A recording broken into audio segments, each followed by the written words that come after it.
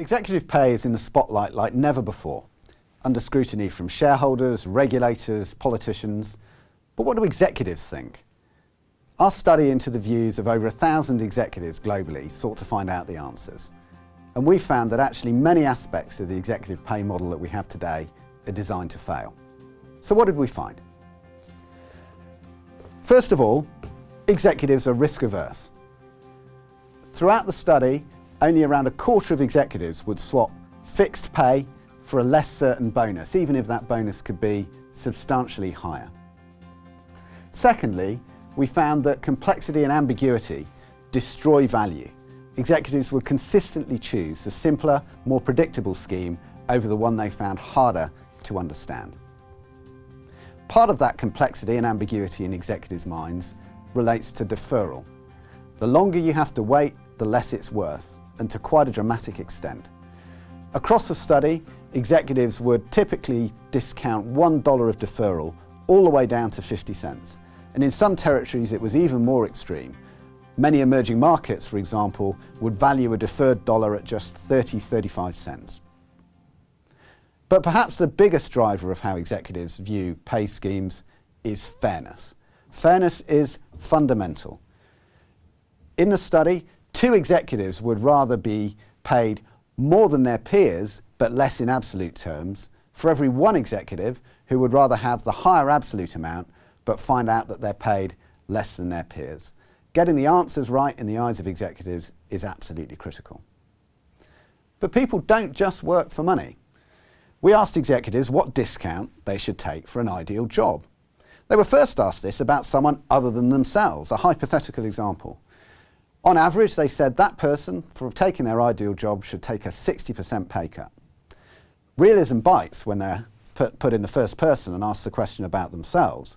There, typically, executives would take a pay cut of a little under 30% for their ideal job. What does this tell us? It tells us that actually people will work for more motivational factors than just the money they earn, but it also shows that pay expectations get anchored quite quickly at an individual's current level of earnings. Why do we offer long-term incentive plans? Our study finds that only 50%, a little under actually, of executives feel that long-term incentive plans are an effective incentive, but fully 2/3 value the opportunity to participate in them. So long-term incentive plans are as much about recognition as incentives. So if we look at this overall, we find that complex pay schemes that they operate today can easily be discounted by half in executives' minds. Surely there must be a better way. So what are the design recommendations? First of all, performance pay has a cost. This needs to be recognised, and so the business case for introducing performance pay needs to be clear, and we need to be more discriminating about how it's used. When we do use it, we need to keep it short, sweet and simple. Avoid complexity wherever possible, and whenever given a choice, let's take the simpler path. One size doesn't fit all.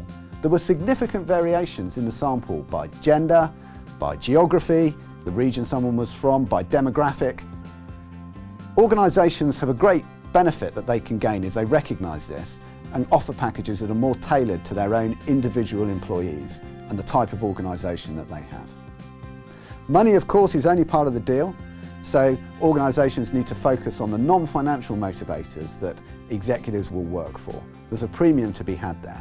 But actually also recognise that individuals get anchored at a certain level of pay expectation, so we must be realistic about how variable pay can be.